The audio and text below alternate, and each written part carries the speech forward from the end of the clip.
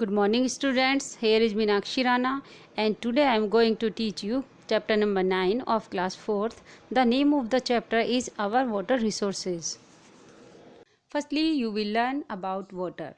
Water is a transparent, odorless, tasteless liquid and nearly colorless chemical substance, which is a compound of hydrogen and oxygen, S2O, freezing at 32 degree Fahrenheit or 0 degree Celsius and boiling at 212 degree Fahrenheit or 100 degree Celsius. That in a more or less impure state constitutes rain, oceans, lakes, rivers, etc. It contains 11.188% hydrogen and 88.812% oxygen by weight. Now look at the first para of this chapter. Students, on your demand, I am going to explain it in Hindi also.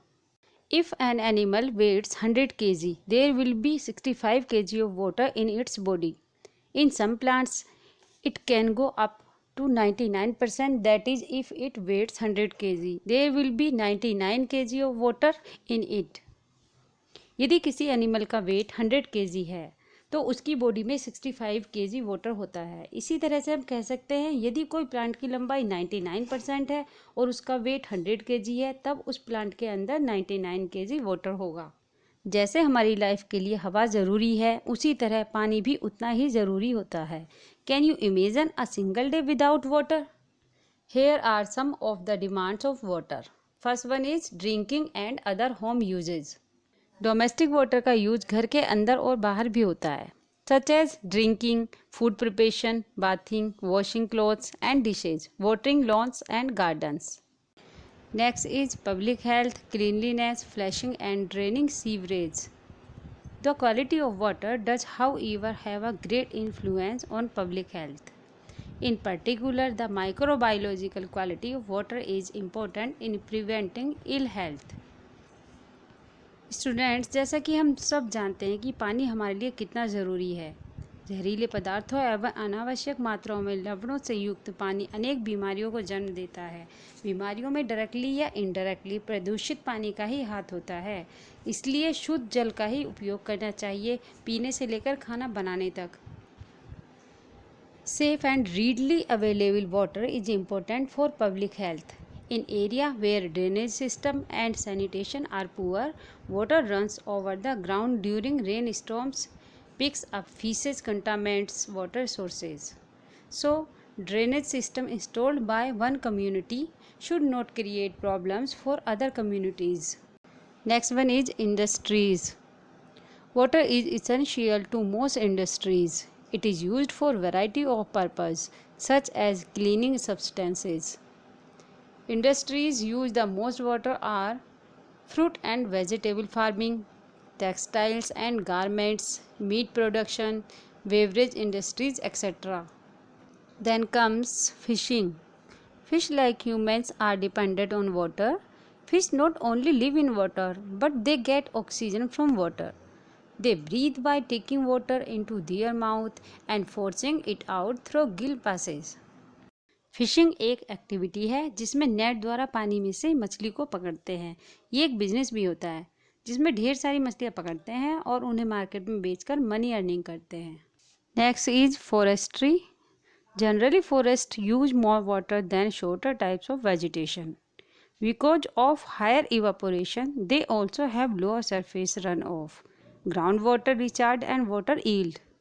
Then comes here generation of hydroelectricity. In 1849, British American engineer James Francis developed the first modern water turbine, the Francis turbine. In an impoundment facility, a dam is used to control the flow of water stored in a pool or dam. When more energy is needed, water is released from the dam. Once water is released, gravity takes over and the water flows downward through a turbine. As the blades of the turbine spin, they power a generator. Next is agriculture. Agriculture is a major user of ground and surface water in the United States, accounting for approximately 80%. The use of agricultural water makes it possible to grow fruits and vegetables and raise livestock, which is main part of our diet. When agricultural water is used effectively and safely, production and crop yield are positively affected. A decrease in applied water can cause production and yield to decrease. Now look here. Water is most valuable resources of nature. This is renewable and will never exhaust. पानी प्रकृति का सबसे मूल्यवान साधन है. यह renewable है और कभी समाप्त नहीं होगा. But there are some serious problems, very serious. We shall discuss them later.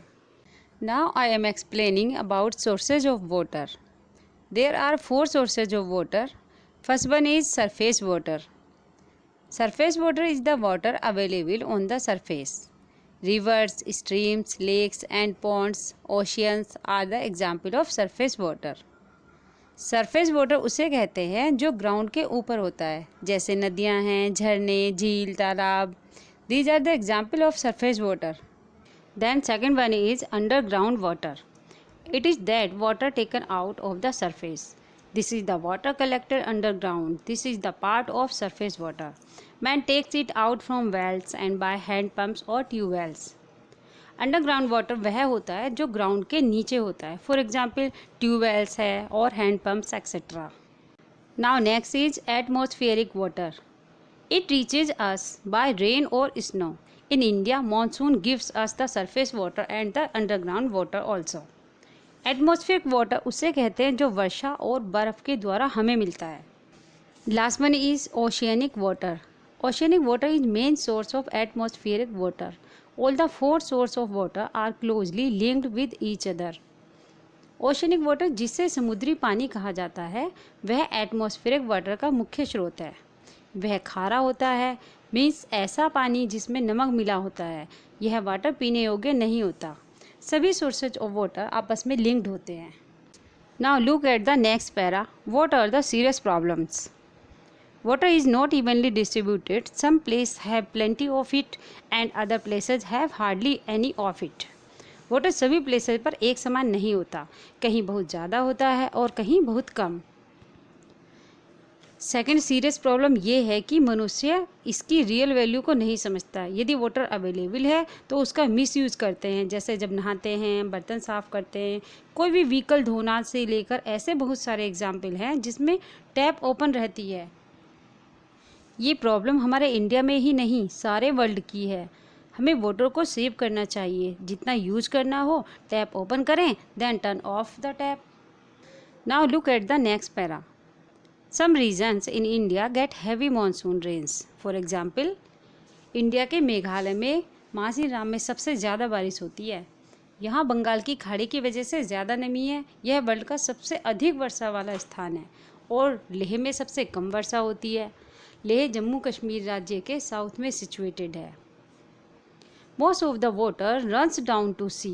On the way it may cause floods, soil erosion and destruction of human life and property. ये सारा वाटर अंत में समुद्र में चला जाता है.